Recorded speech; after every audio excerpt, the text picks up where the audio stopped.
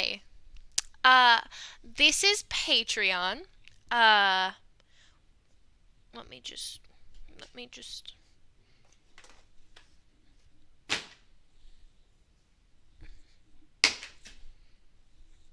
We're not throwing Jeffrey. We're not doing that. Nope.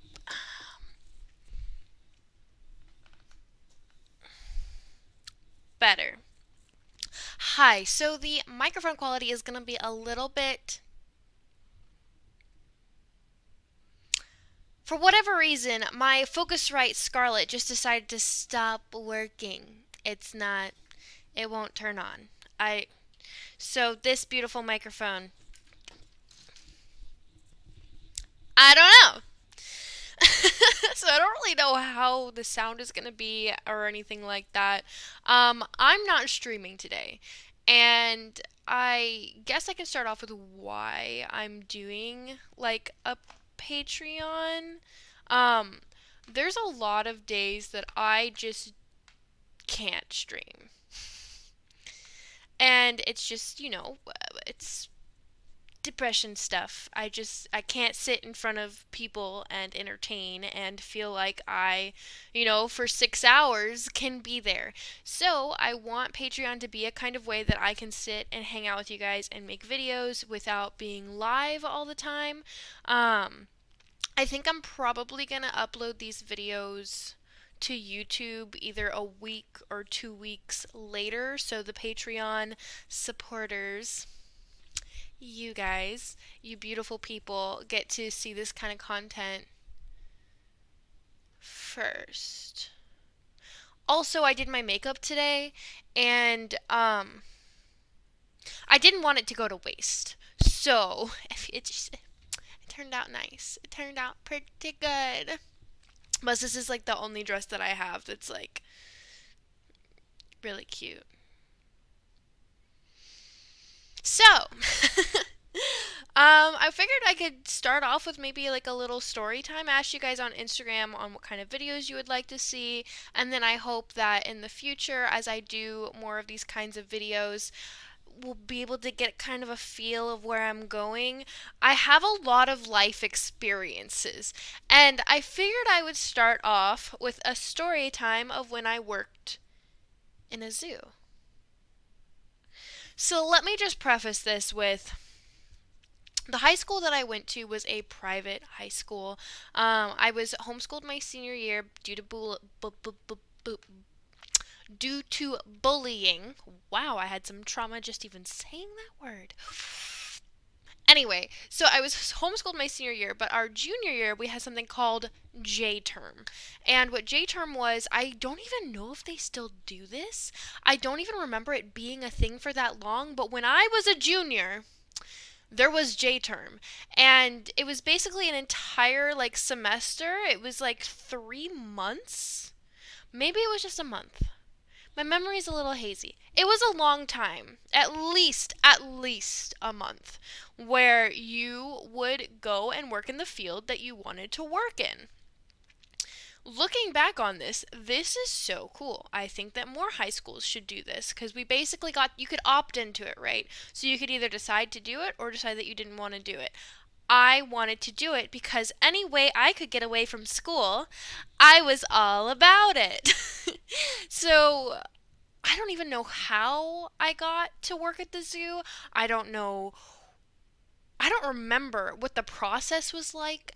My memory's a little hazy for anything growing up. But I do remember that I got to work at the zoo. I was ecstatic. Growing up, I wanted to either be a zookeeper or a veterinarian. Veterinarian, too much school, too much science, too much biology. Not good at that. Zookeeper, shoveling poop, perfect. And so I worked at the Central Florida Zoo. It used to be the Sanford Zoo, I believe. It's a very great zoo. It's it's a conservation zoo, so all the animals that are on display, it's a breeding conservation zoo. 75% of the animals are actually behind the scenes, not on display at the zoo for breeding endangered species that kind of stuff. It's a very, very cool place. I actually highly recommend that you go to it if you're ever in Central Florida. I loved it there. But when I say that there was, how would I put this? Hazing. There was totally hazing of the new zookeeper. So I had basically 1 week I was in a different section. So whether it be, herpetology, which is the reptiles, amphibians, all that kind of stuff, whether it be in hoofstock, which is like the rhinos, whether it be in birds or primates, each week I had a different type of animals that I was taking care of. The first one, and also the one that I was the most excited for, was the herpetology department. You guys know that I love reptiles. So I get there, I'm so nervous because I'm just this little high school girl that this zoo has told that has to help them take care of the animals. Which, in hindsight, if I was a zookeeper now and it was my job to keep all of these animals alive, and then I was told that, hey, this girl's gonna be working at the zoo this month, she's yours for a week, I'd be like, huh. How old is she? I was 16 at the time. And so I get there, very nervous. I don't even remember anybody's names. This is how hazy I am when it comes to the past. But I get there. There was this gentleman. I don't remember his name. He basically ran me through the ropes of feeding the animals, what animals I need to wear protection for, what animals I didn't need to wear protection for, what animals were dangerous, what animals were not dangerous, that kind of stuff. And so I was going through and I was feeding the reptiles and the amphibians, all in the herpetology department. And then he says, "Hey, by the way, that chameleon, that African veiled chameleon, super nice. You can totally just pick it up. He'll love it. He loves to be held. Just go for it."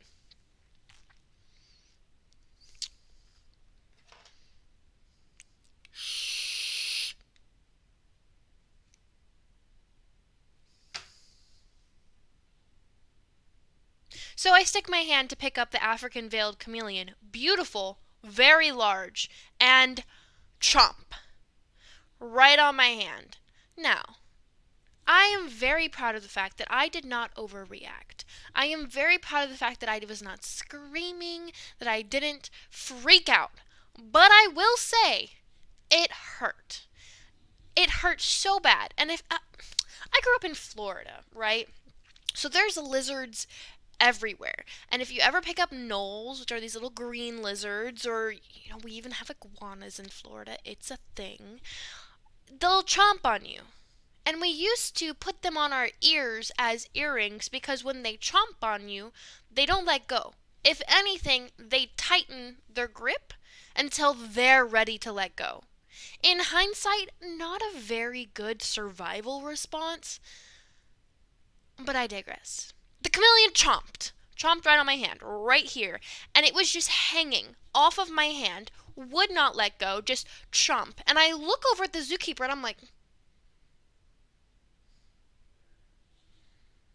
so nice, loves to be held.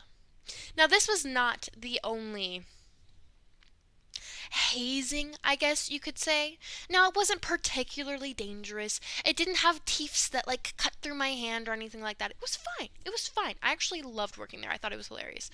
But the next thing was, this was in February in Florida, which is not the coldest, but it's not necessarily warm. Actually, really sad story. It was a really bad freeze that year, and the zoo was not prepared, and no one was prepared. It was supposed to be tops in the 40s that night, and it dropped into the 20s, lower 20s. I think it even dropped into the 10s that night, and we lost some animals that year. It was actually really, really, really, really sad. But before that, because it was February in Florida, we needed to make sure that all the reptiles that, stayed in bigger environments had correct temperatures. Tortoises. Big, huge tortoises. Now, I don't remember what kind of tortoises. I don't remember what kind of tortoises these were. I just know that they were huge, and I thought that they were like the size of Galapagos tortoises, very, very large. And I was told that I needed to go check the temperatures of the tortoises. And I was like, okay, so how am I going to do that?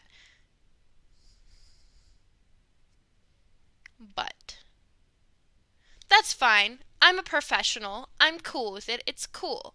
So there was a mated pair of these very, very large tortoises, and I was in the exhibit. They happened to be outside on display. So I, as a 16-year-old, thought I was so cool, in my zookeeper outfit, walking into the animals' enclosures like I owned the place. I thought I was so freaking cool. There was some cute boys taking pictures of the animals because I think it was like art college day. The art students had come out to like draw the animals from the local college. So there's some like cute boys walking around, and I thought I was like the coolest. I work at a zoo. Okay, I get to hang out with these animals. I am an animal whisperer, right? Cool as hell. Well, stick the thermometer up the female's butt to check her temperature. Her temperature was good, but the male tortoise did not like that I was touching his honey boo at all. Because he then charged, and I mean it, he charged at me.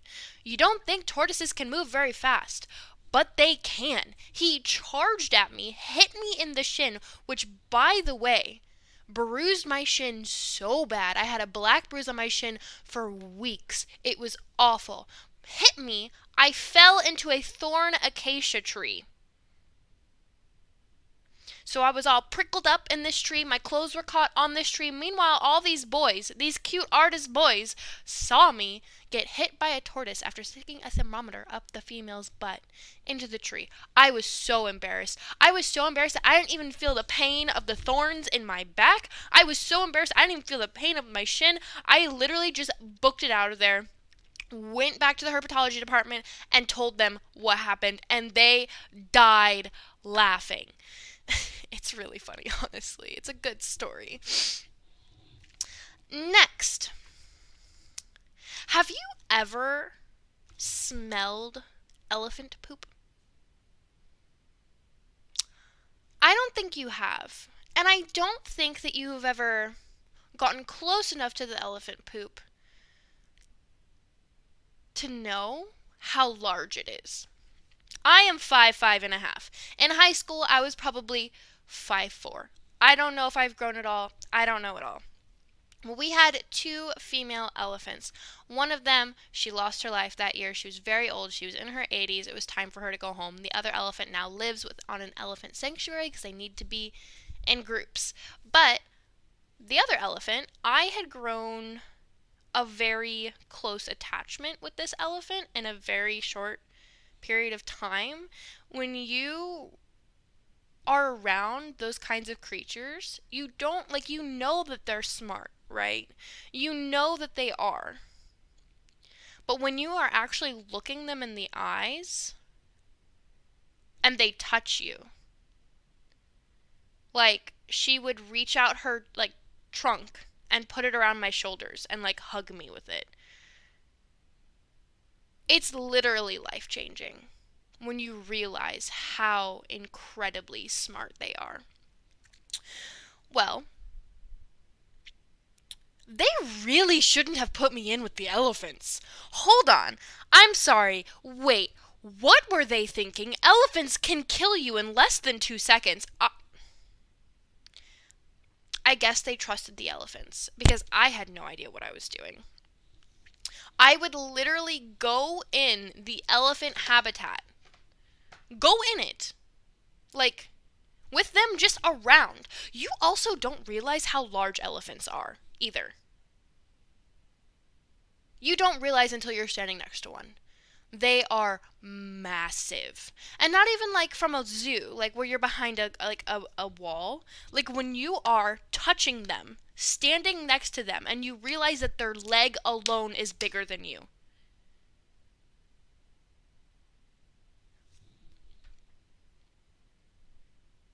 I really shouldn't have been in there.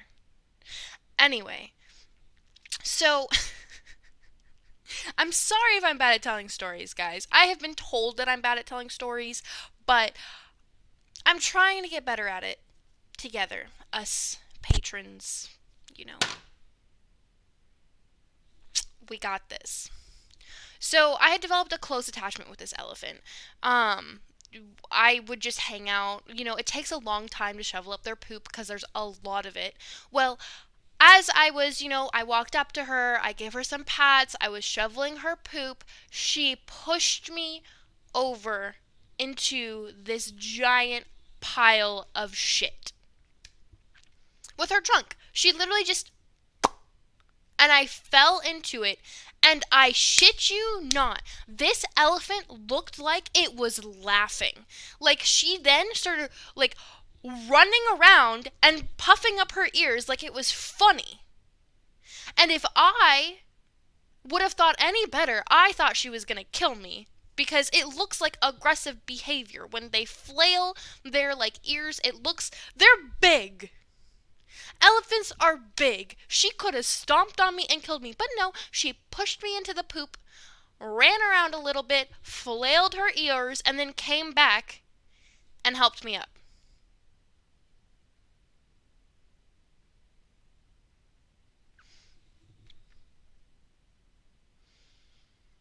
You don't realize how smart these animals are until you experience something like that. Well, I went back, this is the Hoofstock. I went back to the Hoofstock zookeeper and I told her what happened, and she died laughing. Actually, I think that the only animals I was not allowed in the enclosure with were the cheetahs. Yeah, because they totally could have killed me. 100%. But really, this was one of the most life-changing experiences of my life. Besides the animals playing pranks on me, besides the zookeepers playing pranks on me, I experienced creatures that I never would have been able to experience in any other way at a conservation zoo. Which the sole purpose of the conservation zoo is to save endangered species. The only reason they have animals on display is to bring in money so that they can save endangered species. One of the best experiences of my life. Still to this day. If I stopped doing all of this, I would go work at a zoo. I would go work with animals. Because even though the pranks that were played on me, and honestly, I was really in no real danger. These zookeepers knew these animals. I knew these animals by the end of the month working there. I think it's probably one of the happiest times of my life was working with animals. Yeah. I hope you guys enjoyed these stories of the pranks, the animals, the poop. My shin was messed up for a while. But if you guys would leave comments underneath this video letting me know other kinds of things you guys would like to know about me. It doesn't matter how serious it is. It doesn't matter, if it's a light-hearted story. It doesn't matter if it's just, hey, this is happening in the world right now, and we want to know what you think about it.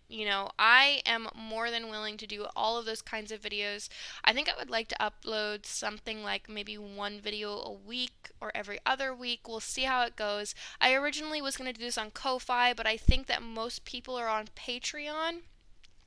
So this would just make more sense to be on Patreon for those of you who are already members of Patreon.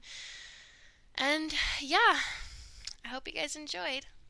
I'll see you next week for another Patreon video.